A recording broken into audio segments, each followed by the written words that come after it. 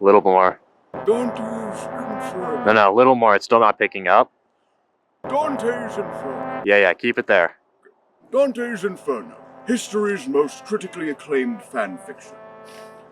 I am Virgil, with a canonically accurate voice, and I am the embodiment of human reason.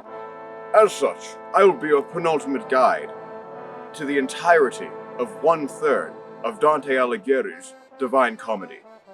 I'm Dante Alighieri. Alighieri. Allegory. No, this is an allegory. You are Alighieri. Allegra?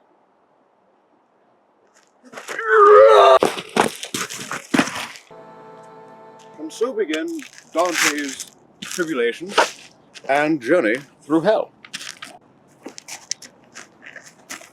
Abandon all hope, ye who enter here.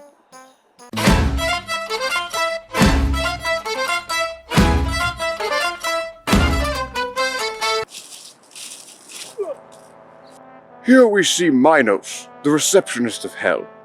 You can tell he's evil by the way he does his tie. Why is his tail a rope? Because he refused to wear this. Note how the sinners approach willingly and confess their sins to him truthfully so that he may designate their appropriate punishment. I always wore mismatched socks. Circle 7 around 3. Yeah. The willing confession of guilt to Minos and the subsequent allotment of punishment equivalent to the degree of guilt is a symbol.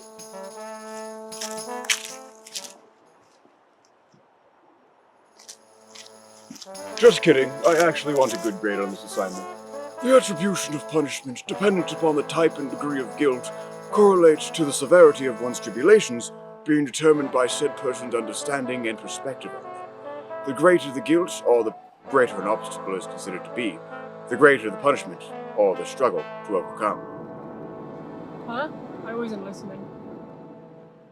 Oh, you who wander into this camp of woe, watch where Shut you up. go.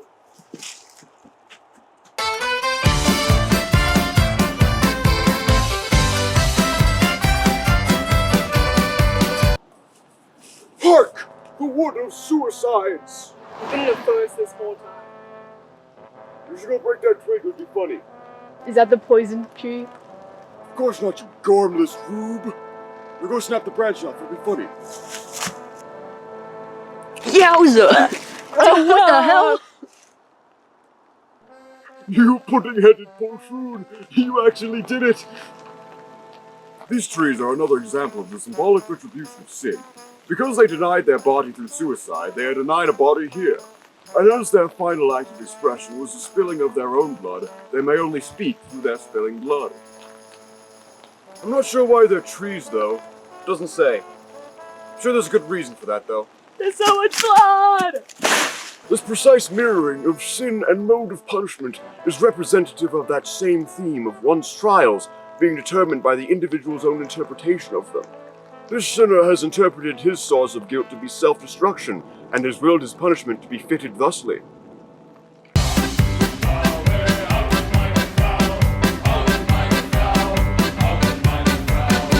Behold, the great frozen lakes of Costa. What happened? Budget cuts, they couldn't keep the AC on, so it thawed. Well, it is like 30 degrees out, so I guess it's good enough. Anyway, the final circle of hell is made up of 4 rounds of the world's elected guiltiest sinners, the traitors. Someone must have held a grudge.